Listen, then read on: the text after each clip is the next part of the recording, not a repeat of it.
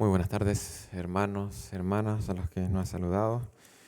Eh, la palabra de Dios es como fuego.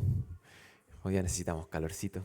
Así que es un buen momento y lugar para abrir la palabra del Señor y meditar en las Escrituras. Ya los quiero invitar a orar para que podamos encomendarnos a lo que vamos a hacer a continuación. ¿Ya?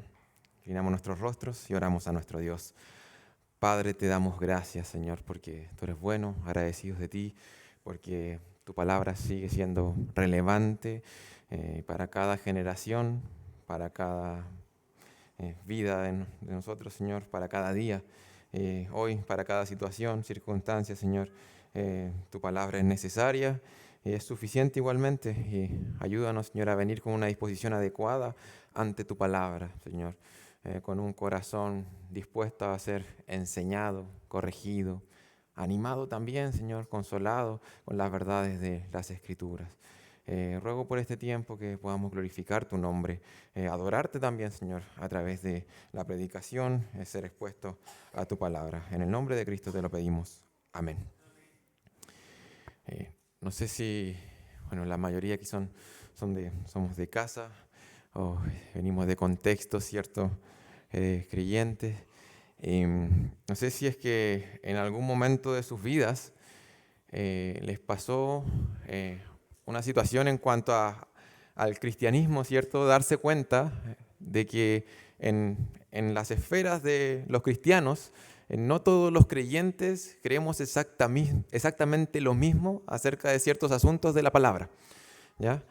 Uno cuando recién viene al cristianismo, al menos a mí me pasó así, cuando pequeño vine al cristianismo no tenía esa noción, no estaba enterado de que habían ciertas diferencias, no estaba enterado de qué implicaba que hubieran diferentes denominaciones. Y uno cuando, ¿cierto?, va estudiando la palabra y va conociendo a otros creyentes, se va encontrando con ciertas diferencias, ¿cierto? Y uno entiende quizás por qué hay diferentes iglesias, denominaciones, ¿cierto? Grupos de creyentes distintos con respecto a ciertos asuntos de la palabra, ¿ya? Y hoy día, en el pasaje que vamos a visitar, vamos a estar visitando uno de estos temas, ¿ya? Que a menudo ha generado cierta controversia e incluso división entre creyentes. Y muchas veces entre creyentes fieles, entre creyentes maduros que se han acercado a la palabra y han llegado a diferentes conclusiones. Y el asunto que vamos a abordar hoy, si bien hay algunas diferencias que son como pequeñas, este asunto tiene que ver con el ser de Dios. Este asunto tiene que ver con la tercera persona de la Trinidad. Tiene que ver con el Espíritu Santo. El Espíritu Santo. Y muchas veces se ha dicho que es como una de las personas de la Trinidad un poco olvidadas, ¿ya? A veces en los credos se juega un poco con eso diciendo que sí, creo en Dios Padre, creo en Cristo, su Hijo. Y sí, no estoy seguro también como qué rol activo tiene el Espíritu Santo. Sé que está en las Escrituras y lo creo, pero pareciera ser que en la práctica tenemos muchas veces cierta confusión o quizás un olvido del rol activo que tiene el Espíritu Santo hoy en nuestras vidas. Y yo les planteaba que entender la obra del Espíritu Santo hoy en el creyente ha generado división.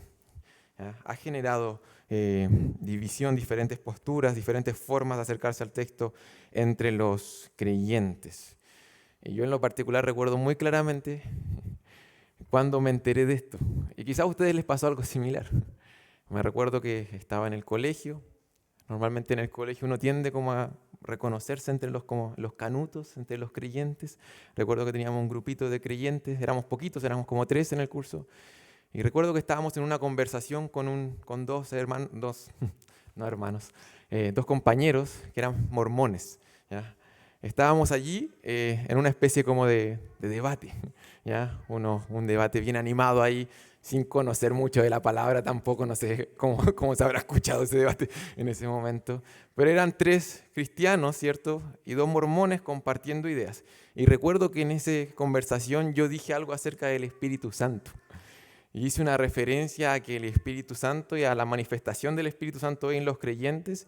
Y yo afirmé allí que el Espíritu Santo hoy no movía a los creyentes a hablar en lenguas en las congregaciones. Y lo mencioné en esa conversación. Ni siquiera recuerdo también de qué estábamos hablando. Pero yo mencioné eso acerca del Espíritu Santo y hubo un silencio en toda la conversación. Y de repente miro a mi lado y mis dos compañeros evangélicos me estaban mirando con una cara de impacto, de sorpresa, de shock. Ahí me enteré yo de que en el contexto pentecostal del cual venían mis compañeros, había una visión muy diferente a la obra del Espíritu Santo y quedé solo en ese debate. Y hasta el día de hoy no se me olvida la pregunta que me hicieron. Y ahora vamos acercándonos al texto. Y la pregunta que me hicieron fue, Matías, ¿tú perteneces a una iglesia fría? Esa fue la pregunta que se me hizo allí. Y es una pregunta que nos ayuda a acercarnos al texto. Preguntarnos hoy si es que nosotros pertenecemos a una iglesia fría. Si es que realmente es así. Se habla muchas veces de un grupo de creyentes que está dedicado a apagar el espíritu. Y la pregunta es, ¿pertenecemos a una iglesia que apaga el espíritu? ¿A una iglesia fría? Muchas veces somos acusados de ser como bomberos y tener una manguera teológica que nos dedicamos activamente a apagar una llama. Se ha dicho en otros contextos. Y esa es la gran pregunta que vamos a intentar responder hoy. Si es que estamos apagando el espíritu. Y es una pregunta muy importante, porque tenemos que recordar, y hoy día vamos a refrescar un poco la memoria en cuanto a de quién estamos hablando cuando hablamos del Espíritu Santo. Y ahí radica la importancia de entender si es que tiene cierta relevancia apagarlo, y si es que lo estamos haciendo. ¿Estamos apagando al Espíritu? Vamos a ir a 1 Tesalonicenses capítulo 5.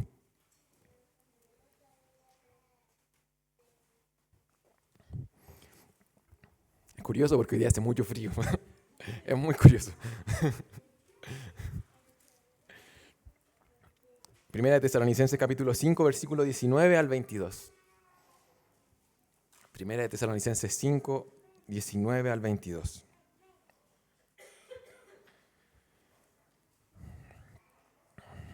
Y bueno, vamos a continuar con nuestro estudio en la carta de 1 Tesalonicenses. Ya estamos llegando al final. Hemos abordado el texto pasaje por pasaje, ¿cierto? Ya tenemos un contexto más claro de quizás antes de acercarnos a la carta de lo que estaba sucediendo, de cómo eran los hermanos, ¿cierto?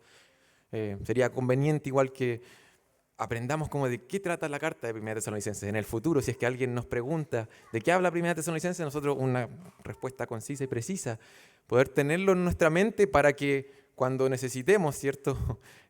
Traer a la memoria ciertas verdades de la palabra, sepamos, 1 Tesalonicenses habla de esto y aplica perfectamente a mi situación, a la situación de un hermano.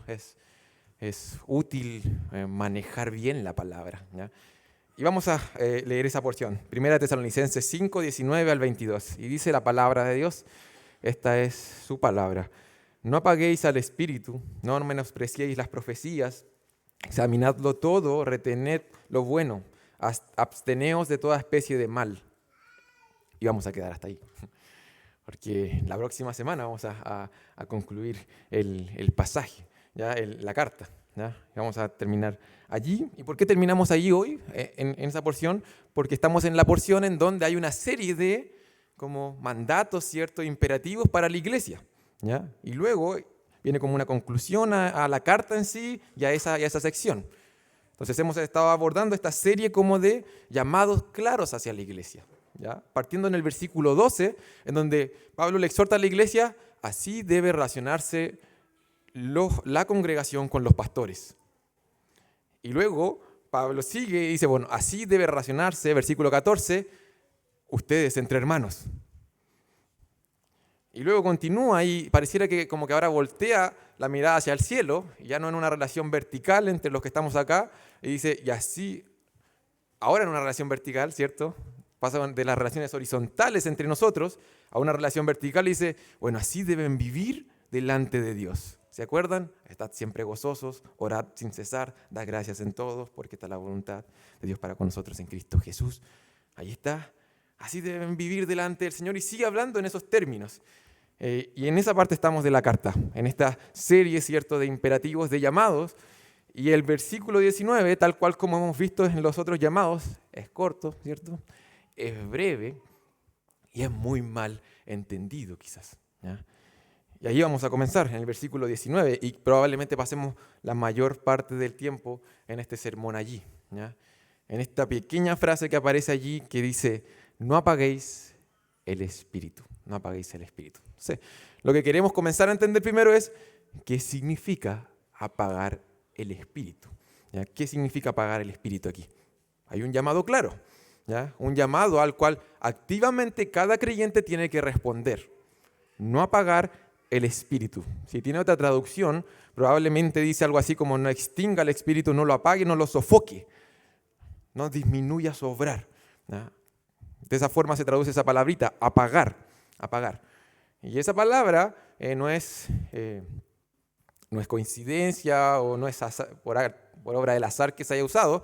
Intencionalmente el Señor está ocupando aquí una especie como de metáfora, ¿cierto? De metáfora. Porque estamos hablando de la persona del Espíritu Santo, ¿ya? Y metafóricamente hablando está diciendo que la persona del Espíritu Santo en los creyentes se puede apagar. Ese apagar se refiere a el fuego. Es una palabra que se refiere al fuego, sofocar el fuego, apaciguar el fuego, ¿ya? Que el fuego disminuya. Está diciendo aquí, representando al Espíritu Santo como un fuego, como una llama en el interior del creyente, ¿ya? No es la primera vez que Pablo al menos habla de algo que está encendido dentro del creyente. Por ejemplo, en Romanos, él les llamaba, decía, en lo que requiere diligencia, no perezosos, fervientes en espíritu, sirviendo al Señor. Como que Pablo los llamaba a estar como encendidos o hirviendo, ¿ya? No es la primera vez que se utiliza esa imagen de estar hirviendo, encendido, pero aquí dice que el espíritu está encendido o, aquí se plantea en forma negativa, o se está apagando, ¿ya? Entonces se nos plantea como un fuego. El fuego normalmente representa calor, ¿cierto? Ausencia de fuego es frío y es por eso que yo comenzaba con esa ilustración, ¿ya? O sea, muchas veces se entiende así, calor, frío, luz, oscuridad. Y creo que en la Escritura podemos ver un patrón de que a menudo el fuego también representa poder, ¿ya? Porque el fuego consume. Grandes llamas tienen mucho poder para consumir, para hacer la obra que es el fuego, ¿cierto? Es poder. Y falta de fuego a menudo es como algo débil. Ya una llama pequeña es algo que tú sabes que no va a poder hacer quizás el propósito que tiene el fuego, ¿ya? El fuego, ¿ya? Y esos son los términos que se utiliza aquí para la tercera persona de la Trinidad. Y quiero recalcar esto porque quizás estas son aguas bien profundas, a las cuales yo no me voy a sumergir tanto en el tiempo que podemos pasar en el sermón. Pero son aguas muy profundas porque si lo pensamos detenidamente, nuevamente estamos hablando del ser de Dios, habitando en los creyentes, operando activamente en el creyente, que a causa del creyente, porque es un llamado, nosotros tenemos que responder, a causa del creyente, su obrar puede ser entorpecido, obstaculizado, sofocado, o literalmente, como dice ahí, apagado. No sé si ve que son aguas profundas. Porque en muchos sentidos, si es que dijéramos algo acerca de Dios, en otros sentidos, estaríamos diciendo algo, una barbaridad de Dios, si es que dijéramos que podemos, en cierto sentido, afectar su obra. Pero aquí dice que en cuanto a la operación, a la obra del Espíritu Santo en los creyentes, y vamos a ir profundizando en eso, en qué es lo que hace el Espíritu Santo en el creyente, se nos llama a no apagarlo, no sofocarlo, no disminuir esa operación. Lamentablemente esta palabrita, apagar, o la contraria como encender, en nuestros tiempos, en los últimos 100 años sobre todo, se ha malentendido porque cuando usted, ¿qué piensa cuando piensa en alguien encendido? Como que esta persona llegó encendida, o anda encendida. Cuando alguien anda prendido, Nosotros normalmente pensamos en alguien encendido como en alguien probablemente emocionalmente arriba, ¿ya? Con mucha pasión, con fervor. Alguien arriba, alguien encendido, alguien prendido, ¿ya? Y a menudo se ha interpretado esto de esa forma. Alguien que está encendido, que no está apagando activamente el Espíritu Santo, sino que está encendido, probablemente se refiere a alguien que está siendo muy afectado emocionalmente por el ser de Dios y por la obra del Señor, alguien que se emociona, en algunos contextos alguien que llora, alguien que audiblemente se excusa su sollozo, alguien que grita, alguien que enloquece, alguien que pierde el control. Y así podríamos seguir. Este término se ha malentendido mucho en cuanto a lo que significa estar apagando el Espíritu Santo o lo que significa estar encendido, podríamos decir en esos términos.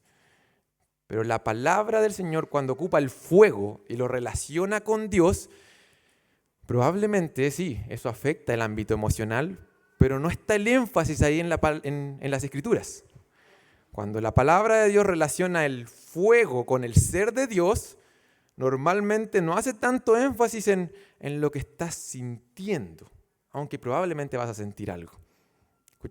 Escuchaba a un hermano decir en la semana que él sentía el fuego del Espíritu Santo cuando una corriente le recorría la columna vertebral de abajo hacia arriba y de arriba hacia abajo. Y él decía, eso es el Espíritu Santo encendido en mí.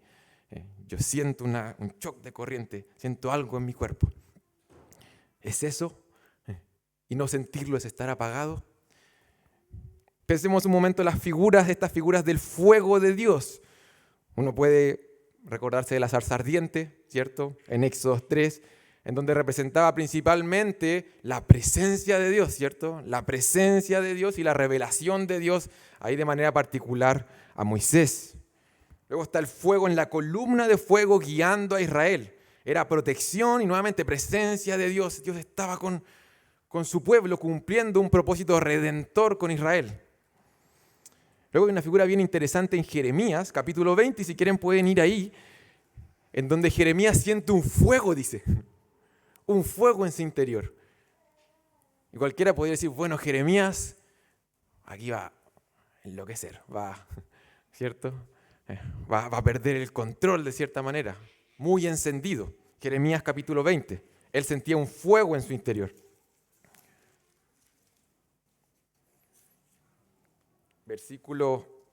Voy a leer del versículo 7 a llegar al 9 donde menciona ahí este fuego en su interior. Dice, me sedujiste, oh Jehová, y fui seducido. Más fuerte fuiste que yo, y me venciste. Cada día he sido escarnecido, cada cual se burla de mí. Porque cuántas veces hablo, doy voces, grito, violencia y destrucción, porque la palabra de Jehová me ha sido para afrenta y escarnio cada día. Jeremías está en un contexto de mucha opresión, depresión, y está como Jeremías se le llama a veces como el profeta llorón, ¿cierto?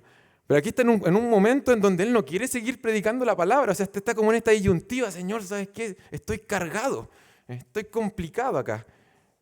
Y versículo 9 dice, y dije, no me acordaré más de él ni hablaré más en su nombre. No quiere predicar. Dice, no quiero seguir proclamando tu mensaje. No obstante, había en mi corazón como un fuego ardiente metido en mis huesos. Traté de sufrirlo y no pude. Jeremías está expresando este fuego como un fervor, algo que lo hacía, ¿qué cosa? Querer predicar el mensaje del Señor de manera clara, aunque no fuera popular, a Israel. Un fuego, pero que se traducía y estaba como relacionado con el mensaje de Dios y con la palabra de Dios. No un fuego completamente aislado de la revelación de Dios, del ser de Dios, no un fuego solamente conectado con la emoción que estaba sintiendo Jeremías, sino que un fuego que estaba conectado con la misión, el llamado de Dios para Jeremías y ese deber de comunicar la palabra de Dios. Fuego, palabra de Dios.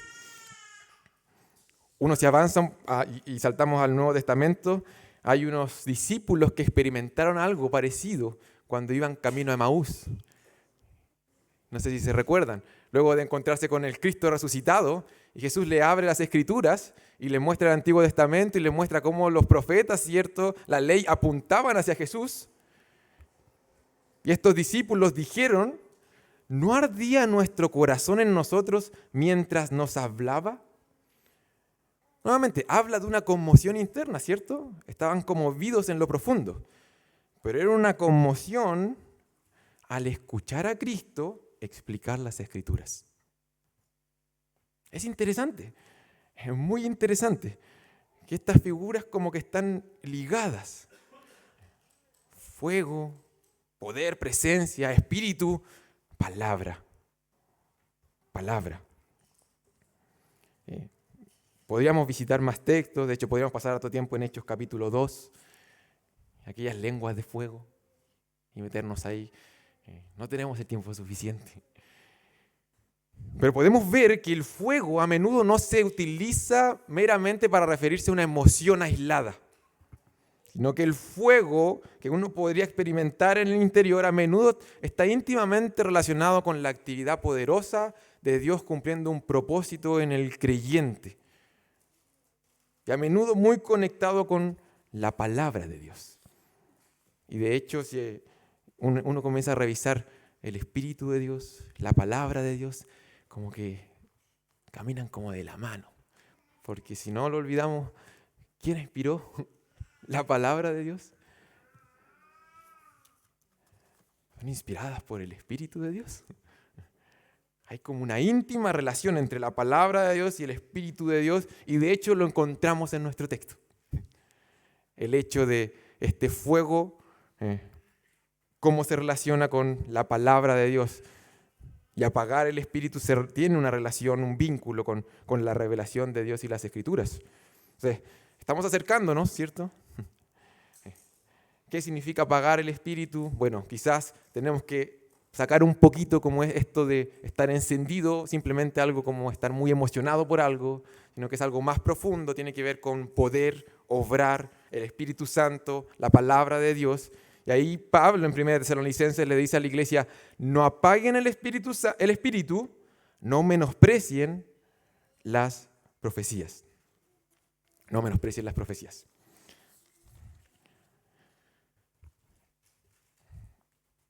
En los tiempos de 1 Tesalonicenses, no sé si se recuerdan, pero Pablo, la primera carta que escribió fue a la iglesia de Tesalónica.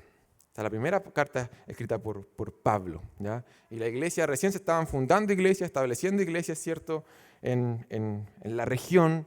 La iglesia no poseía la Biblia completa como la conocemos hoy. De hecho, cuando ahí se refieren a las Escrituras, se refieren a menudo a lo que conocemos hoy como el Antiguo Testamento, la ley, los profetas, ¿cierto? Cuando se refiere a eso, se refiere allá, porque eso es lo que tenían en ese momento. Y la revelación de Dios, de manera especial hacia su pueblo, aún continuaba abierta, porque Dios estaba utilizando a hombres, ¿cierto? Inspirando las Escrituras, o lo que conocemos hoy como el Nuevo Testamento. Entonces, la iglesia no poseía la Biblia como la conocemos hoy, tampoco poseía cientos de libros cristianos, ¿cierto? Como los tenemos hoy a nuestra disposición. Numéricamente hablando, el número de creyentes era insignificante en ese tiempo, porque la iglesia estaba naciendo y se estaba expandiendo. La iglesia era objeto de burla y de persecución activa en ese tiempo, y en ese contexto Dios soberanamente decidió proveerle a la iglesia ciertos regalos. ¿Para qué? Para que la iglesia pudiera establecerse y luego cumplir la misión que el Señor le ha dado. Y uno de estos regalos fue el don de profecía. En el contexto del establecimiento de la iglesia en el periodo apostólico. Entonces, ciertamente, cuando ahí Pablo le dice, no apaguen al espíritu, no menosprecien la profecía, lo que está diciendo es, bueno, no menosprecien, no tengan en menos la revelación de Dios, la verdad de Dios que les está llegando. De hecho, una profecía es eso. Si lo intentáramos definir en simple, es la comunicación de una verdad de Dios o de la mente de Dios hacia su pueblo. De hecho, las profecías, no necesariamente todas las profecías apuntaban a conocer el futuro o anticipar el futuro, Nosotros a veces lo relacionamos directamente, pero la profecía era más bien una revelación de Dios, ¿cierto? Dios revelando de manera directa su verdad hacia su pueblo. Y Pedro lo dice muy bien cuando se refiere a las Escrituras y dice, y nosotros tenemos la palabra profética más segura, a la cual hacemos bien, ¿cierto? Abre los ojos, acércate, esto alumbra, ¿cierto? La palabra profética más segura se le llama las Escrituras. Por lo que nosotros podríamos entender en nuestros tiempos, luego de que tenemos las Escrituras, de que el fundamento de los apóstoles y los profetas ya ha sido cimentado y la iglesia, ¿cierto?, ha sido fundamentada allí, podríamos entender este menosprecio como menospreciar la revelación de Dios, que lo que Él nos ha dado como verdad hoy a nosotros como iglesia en las Escrituras. No menosprecies la verdad de Dios. ¿Por qué? Porque hay un vínculo entre el obrar del Espíritu de Dios y la palabra de Dios en el creyente. De hecho, una de las funciones del Espíritu Santo es que a través de su presencia y su obrar en los creyentes seamos santificados. Y Cristo dijo de que seríamos santificados a través de la verdad. Juan 17, 17. Santifícalos en tu verdad, tu palabra es verdad. Entonces, si tenemos en menos la verdad de Dios, el obrar del Espíritu va a ser entorpecido, va a ser apagado, porque el Espíritu nos santifica a través de su palabra. Hay una conexión directa entre el obrar del Espíritu del creyente y la manera en que el creyente se está relacionando, podríamos decir, con la palabra del Espíritu. Así que en este punto podríamos entender y podríamos llegar a decir que apagar el Espíritu Santo, o una forma de apagar el Espíritu Santo es teniendo en menos la palabra inspirada del Espíritu Santo, la revelación de Dios hacia nosotros. Si tienes en menos lo que Dios nos ha revelado, difícilmente el Espíritu Santo va a obrar lo que Él obra a través de la palabra, porque Él ilumina la palabra en nuestras mentes. Ahora, hay un término que es muy similar, que se utiliza Pablo también lo utiliza en otra carta, que se entiende como una otra cara de la moneda, de apagar el Espíritu Santo, y que nos ayuda a seguir entendiendo lo que significa esto, ¿ya? No apagar el Espíritu Santo. Y este término, esta instrucción que dice Pablo, la conocemos, y es cuando Pablo dice, no entristezcan al Espíritu, ¿ya? Es lo mismo, pero no es igual, ¿ya? Tenemos que comprenderlo, ¿ya? En Efesios 4:30, de hecho, Pablo ocupa este término, ¿ya? Y es útil visitarlo y entenderlo porque nos ayuda a seguir entendiendo lo que significa que un creyente o que una iglesia está apagando el Espíritu Santo. Pablo en Efesios 4:30 dice, y no contristéis al Espíritu Santo de Dios, con el cual fuisteis sellados para el día de la redención.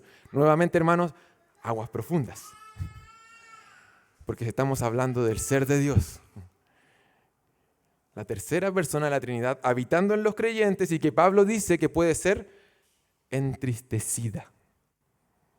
Pablo ahí cita al profeta Isaías, en donde la rebelión del pueblo dice que hizo enojar a su Santo Espíritu, en Isaías 63:10. Entonces, entristecer al Espíritu se puede entender como hacer enojar el Espíritu, en palabras de Isaías, ofenderlo. Algunos lo traducen como causarle dolor. No sé si estoy completamente de acuerdo con la traducción, pero tiene que ver, y se entiende de mejor manera, con esta ofensa a la tercera persona de la Trinidad que habita en nosotros, a la persona del Espíritu Santo que habita en nosotros. Y en el contexto de Efesios 4, Pablo está hablando de pecado. De hecho, en el contexto está hablando de mentira, de ira, de robo, de amargura, de malicia, de malas palabras, de atentar contra la unidad de la iglesia. Y ahí dice, no entristezcan al Espíritu. Entonces, podemos entender, y así se ha explicado algunas veces, que apagar y entristecer el Espíritu Santo es como dos caras de una misma moneda. Entristecer al Espíritu Santo es el efecto que tiene nuestra desobediencia hacia el Espíritu. Lo ofendemos. Y apagar el Espíritu Santo es el efecto que tiene nuestro pecado en el obrar del Espíritu en nosotros. Cuando ofendemos al Espíritu, se entorpece el obrar del Espíritu en nosotros. Se ve afectado, se apaga. Dos caras de una misma moneda. El pecado ofende al Espíritu y el Espíritu se apaga y se apaga su obrar, se sofoca su obrar en nosotros. Disminuye, se retrasa. Volvamos al texto en 1 Tesalonicenses 5. Entonces, una definición, luego de haber visitado esta metáfora, cómo se ve el fuego de manera general en las Escrituras, cómo se relaciona con este menosprecio a la verdad de la palabra, y esta otra expresión que nos ayuda a entender, ¿cierto? En Efesios, podríamos decir que apagar el Espíritu es sofocar la obra del Espíritu en el creyente. Porque Dios, el ser de Dios, no puede ser sofocado. ¿Ya? Eso hay que entenderlo. ¿Ya? Se refiere al obrar del Espíritu en nosotros. Lo que nosotros retrasamos, entorpecemos, apagamos. Lo que Dios quiere hacer en nosotros. El propósito por el cual envió a su Espíritu a morar en los creyentes. Se apaga. Y eso es increíble. De mala forma. Es una verdad impresionante. Que uno piensa en Dios y ve a Dios haciendo todo para que la humanidad se reconcilie con Él y tenga una relación con Él. Y aún los creyentes que le conocemos por medio de Cristo y conocemos el precio que se pagó para ser reconciliados con Dios, aún allí nos resistimos a disfrutar de esta relación con Dios.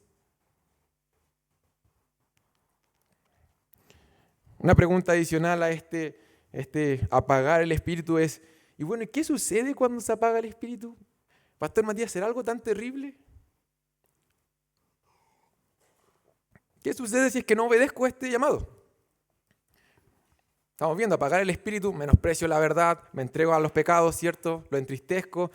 Pero ¿sucederá algo tan terrible si es que no presto atención a lo que el Señor me está diciendo acá de no apagar el Espíritu? ¿Qué sucedería si es que estoy sofocando activamente la obra del Espíritu? Pensemos un momento, ¿qué pasaría si es que todos los médicos, todos los doctores del mundo entero, con un chasquido como el de la película, desaparecen? Todos los doctores, todos los médicos, toda esta gente bien capa en la salud, desaparece de la faz de la tierra. ¿Qué pasaría? Probablemente nuestras vidas se verían afectadas de alguna manera, ¿cierto? Son importantes, son importantes.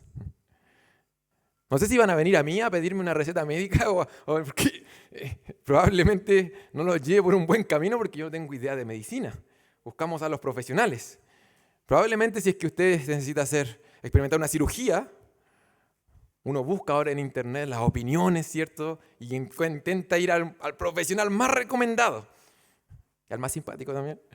Pero que tenga mucha pericia, ¿cierto? Y muchos estudios. Porque sabes que lo necesitas. Necesitamos a los médicos, necesitamos a los doctores. Nuestras vidas se verían afectadas si desaparecieran. Ahora mi pregunta es, ¿qué pasaría si es que el Espíritu Santo hoy dejara de obrar en ti?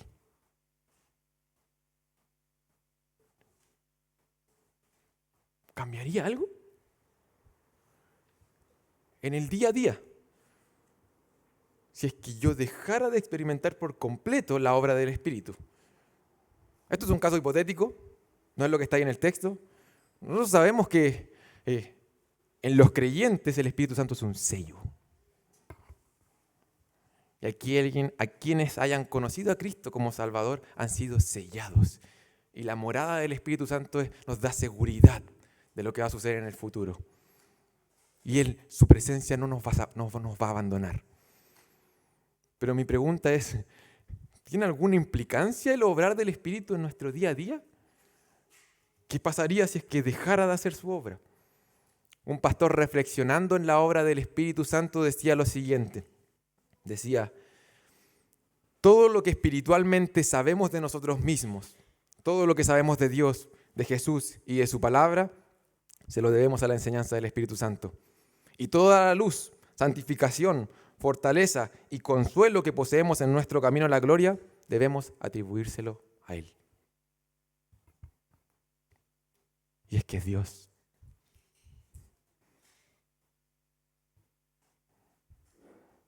El Espíritu Santo y su obrar es importantísimo en nosotros los creyentes. Es fundamental. No sé si se recuerdan lo que Pablo mencionó en esta carta en 1 Tesalonicenses acerca del Espíritu. Él mencionaba, 3 veces menciona el Espíritu en esta carta, antes de esta instrucción. Él dijo en el capítulo 1, versículo 5, que el Evangelio no llegó a la iglesia solo en palabras, sino en poder del Espíritu Santo. Y luego, seguido de eso, dijo que ellos recibieron la palabra en medio de gran tribulación, esto lo hemos visitado varias veces, con gozo del Espíritu Santo. Y un poquito más adelante, en el capítulo 4, está hablando acerca de la santificación y menciona nuevamente al Espíritu Santo. En contexto de poder, de gozo y de santificación. Si es que el Espíritu Santo está activamente siendo apagado, disminuido, obstaculizado, el gozo, el poder y la transformación que podríamos experimentar también va a estar sufriendo eso. Porque eso es obra del Espíritu Santo. Y aún más, si es que vamos a otros lugares de las Escrituras para seguir viendo lo que hace el Espíritu Santo en los creyentes, nos vamos a llevar una sorpresa. Quizás nos demos cuenta que, ¿sabes qué? Yo no estoy experimentando esto porque estoy activamente apagando el Espíritu. Como que comienzan a conectarse las cosas que estoy experimentando. Por ejemplo, una de las cosas que activamente el Espíritu Santo obra en los creyentes es dar testimonio a nuestro espíritu de que somos hijos de Dios. Romanos 8, 15, 16. Activamente el Espíritu Santo da testimonio, nos da un testimonio interno de que somos hijos de Dios. Es esa experiencia en donde se abren tus ojos y tú ves, ¿sabes qué? Mira la gracia de Dios cómo está operando en mí. Bendito sea el Señor, Él es mi Padre y Él está haciendo una obra en mí. El testimonio del Espíritu te da la experiencia de seguridad, de certeza. De hecho, los devocionales estos últimos días habían estado hablando de eso. De la diferencia de que en Cristo tenemos seguridad. Pero en la práctica muchas veces no experimentamos esa certeza. Pareciera que no experimentamos ese testimonio activo. Testimonio del Espíritu en nuestro interior que nos dice, ¿sabes qué? Tienes un Padre Celestial, eres tu Hijo, eres amado, Él está transformando tu vida. Esa es una obra del Espíritu Santo. ¿Por qué estamos viviendo en una inseguridad constante? Bueno, podríamos quizás conectarlo con 1 Tesalonicenses 5 y pensar de que quizás menospreciar la palabra del Señor, entregarme activamente al pecado, está apagando el Espíritu y su testimonio. La certeza interna que me podría estar dando de que soy amado por el Padre. Eso es el pecado. Apaga el Espíritu, la obra del Espíritu. Este testimonio podría ser afectado. El Espíritu Santo también dice en las Escrituras que trae consuelo y fortaleza a los creyentes. De hecho, en un lugar se le llama el Consolador, ¿cierto? Se le llamó. El que está al lado. Ese es el Espíritu, eso es parte de su obra. Quizás ¿por qué experimento poco consuelo y poca fortaleza? Estoy alimentando otra cosa en mi corazón y no el Espíritu. Otra obra del Espíritu, ya la he mencionado, es santificarnos, transformarnos. Segunda de Corintios capítulo 3 lo menciona ahí Pablo, ¿cierto? Que mientras contemplamos, ¿cierto? Como en un espejo, la gloria del Señor, somos transformados de gloria en gloria por medio del Espíritu, dice allí. El Espíritu Santo nos lleva a experimentar cambios reales. ¿Por qué, Señor, nunca cambio? ¿Por qué vuelvo a repetir los mismos errores? Bueno, quizás me estoy entregando activamente al pecado, estoy menospreciando la verdad de Dios, estoy entristeciendo al Espíritu, estoy apagando su obra y no estoy experimentando transformación. Dos cosas más que hace el Espíritu. Y no he mencionado todo lo que la Biblia habla acerca de la obra del Espíritu, porque es impresionante lo que Dios nos ha dado y que ha puesto en nuestro interior. Dice la palabra que el Espíritu nos da testimonio de Jesús. Juan 15, 26. El mismo Cristo lo dijo. Pero cuando venga el Consolador, a quien yo os enviaré del Padre, el Espíritu de verdad, el cual procede del Padre, Él dará testimonio acerca de mí. El Espíritu está apuntando a Cristo y nos lleva a ver, ¿sabes qué? ¡Wow! ¡Qué glorioso es Jesús! Lo conozco más, lo amo más. Eso es obra del Espíritu. Que cada día podamos ver a Cristo, a su obra, a la cruz como algo más hermoso, más gigante, más glorioso. Es el Espíritu dándonos testimonio de Jesús, exaltándolo. Cuando no lo veo, algo está pasando en cuanto a la obra del Espíritu en mi interior. Algo está sucediendo. Ese texto de Juan 15, 26, hay un texto también en 1 Corintios 12, 3, que es importante con respecto a la obra del Espíritu, porque allí menciona que la obra del Espíritu, al final del día, debiera llevarnos a glorificar a Cristo y a verlo como más glorioso. Muchas personas pueden afirmar haber tenido experiencias muy fuertes con el Espíritu. Y quizás yo no podría juzgar si es que esa experiencia, negarla por completo de lleno en un comienzo.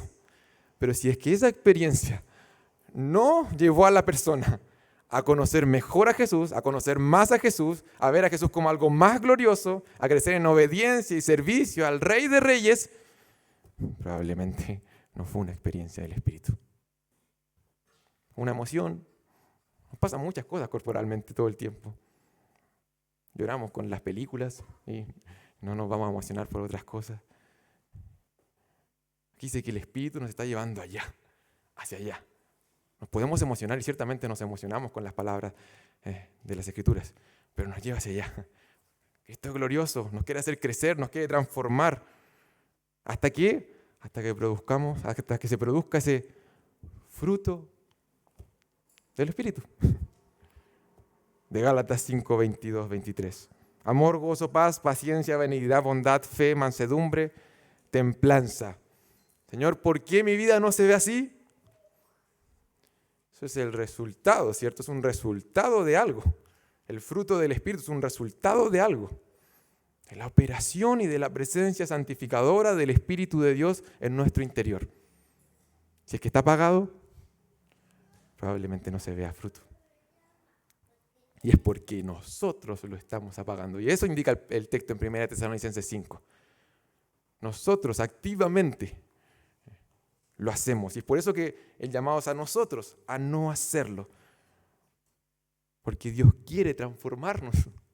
Dios quiere producir un cambio a través de su Espíritu. Vamos a seguir con el texto. Y nos queda poco tiempo y simplemente voy a mencionar algunas directrices. Creo que los pasajes que continúan nos pueden ser de ayuda para entender cómo no apagar el Espíritu. Yo ya mencioné el versículo siguiente, el versículo 20. Cómo no sofocar la obra del Espíritu. El versículo 20 hablaba acerca de menospreciar la verdad. Yo mencionaba el texto de 2 de Pedro, capítulo 1, versículo 19 en adelante. La palabra profética más segura, mi hermano, tenemos. Tenemos la palabra profética más segura. Menospreciar las Escrituras es menospreciar a su autor. Si yo menosprecio un libro cualquiera y tengo a su autor enfrente, probablemente no se va a alegrar. Menospreciar las Escrituras es menospreciar a su autor y menospreciar la edificación, el consuelo y todo lo que trae la palabra de Dios. Es deshonrar a Dios, entristecer a su espíritu, apagarlo, apagar su obra. Luego dice, no, examinadlo todo, retened lo bueno. Hay muchos llamados similares a lo largo de las Escrituras. Estos llamados a vivir con discernimiento, a someterlo todo a prueba, a evaluar lo que se dice o se hace, incluso o especialmente lo que se puede decir o hacer en nombre de Dios. Incluso eso. Yo leía el texto y pensaba en Hechos 17, justo en el contexto de Tesalónica, sale Pablo de Tesalónica y pasa por Berea. Y es ser como los bereanos. Pablo y Silas llegan hasta Berea, entran allí, predican, y estos bereanos recibieron la palabra con toda solicitud, escudriñando cada día las Escrituras para ver si estas cosas eran así. Es como esa actitud, la actitud de un bereano, que Pablo les predicó, pero ellos se dedicaron a escudriñar las Escrituras, a examinar lo que se estaba diciendo para ver si estas cosas eran así. Vivir con el discernimiento encendido.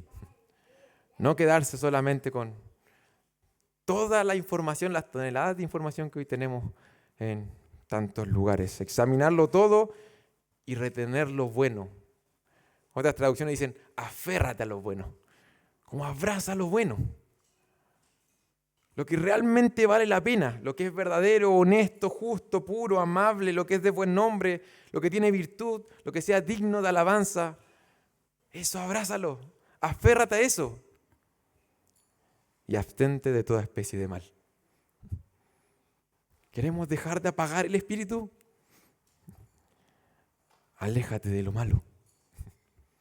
Apártate, evita, recházalo. De toda especie, dice, de toda especie, es como que dijera en cualquier forma, de cualquier tipo, en cualquier apariencia que se presente el mal, abstente. No te acostumbres a eso. No lo hagas parte de tu vida. No te familiarices con eso. No lo normalices lo que está sucediendo en tu corazón. Aléjate, resístelo. Sal de cualquier lugar que sabes que va a influir tu corazón de manera negativa, que va a abrir puertas innecesarias para la tentación. Abstente de toda especie de mal. Ya estamos terminando, amados hermanos. Espero que luego de haber visitado el pasaje podamos salir de acá entendiendo un poco mejor qué significa apagar el Espíritu Santo que habita en los creyentes. Hay dos expresiones, y ya para terminar, que me gustaría mencionar que la palabra habla acerca del Espíritu en nosotros. Y es que si uno busca, no hay expresiones explícitas que digan como aviva el Espíritu, ¿ya? Como vive encendido en el Espíritu, porque sería como la contraparte, apágalo, pero no vemos explícitamente que diga como enciende el Espíritu, sino que la palabra, como la contraparte, como positiva, de no apagar el Espíritu, podríamos llamarle andar en el Espíritu y ser llenos del Espíritu. Andar en el Espíritu y ser llenos del Espíritu. Eso es como más de acuerdo a lo que dice la palabra. Más que andar como avivado, sino que ocupa estos términos de andar en el Espíritu, como andar en sintonía, caminar con el Espíritu y ser lleno del Espíritu, controlado, gobernado, influenciado, tu mente, tu corazón, tu voluntad por el Espíritu. Entonces andar encendido en el Espíritu, andar lleno del Espíritu y andando en el Espíritu, mi hermano, hermana, no necesariamente es vivir muy emocionado.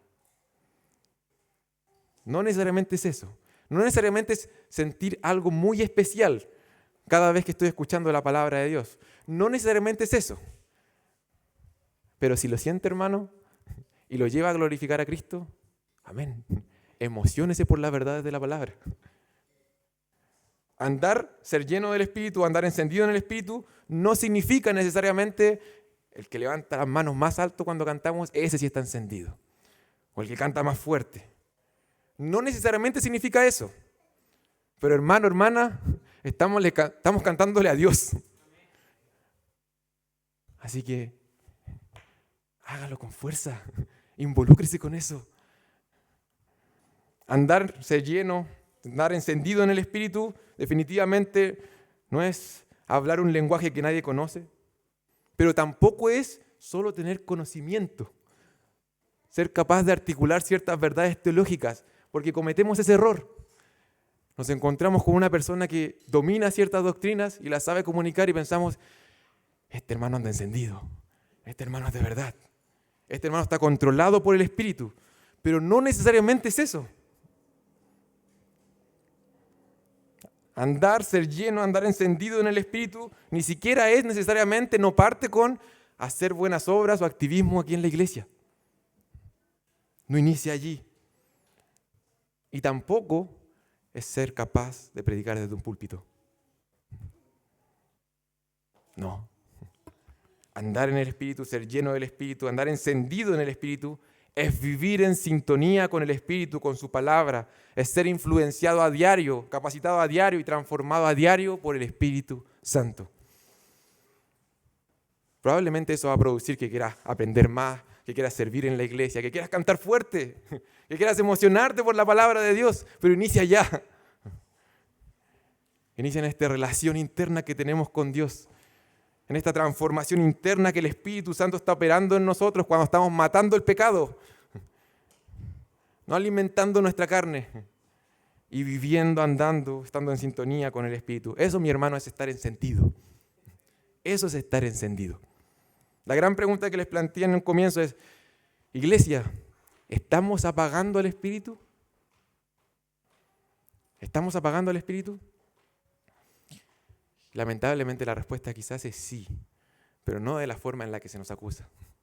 La respuesta puede ser sí cuando no estamos viviendo llenos de la palabra del Señor, cuando no estamos aplicando discernimiento, cuando no nos estamos alejando del mal. La respuesta puede ser sí cuando estamos haciendo eso. Y la buena noticia es que hay esperanza en Jesús. Y si el Señor está trayendo convencimiento a nuestro corazón, hermano, hermana, arrepintámonos delante del Señor. Confiemos en que en Cristo podemos encontrar perdón y podemos experimentar esa gloriosa obra del Espíritu Santo en nosotros. Vamos a terminar en oración. Padre, te damos gracias porque no nos has dejado huérfanos. Has enviado un consolador y nos conviene que sea así, así lo dijo Jesús. Nos conviene esto. Nos conviene que tu Santo Espíritu habite en nosotros, que seamos su morada. Ruego, Padre, que nos ayudes a ver la condición primeramente de nuestro corazón. ¿Qué está pasando allí, Señor? ¿Qué estamos alimentando? ¿De acuerdo a qué estamos intentando vivir en sintonía, en armonía? ¿Qué nos está gobernando? Señor, ayúdanos, Señora, a arrepentirnos y a creer una vez más en la gloriosa obra consumada de Cristo en la cruz. Padre, queremos vivir andando en el Espíritu. Queremos ser gobernados, controlados, llenos de tu Espíritu.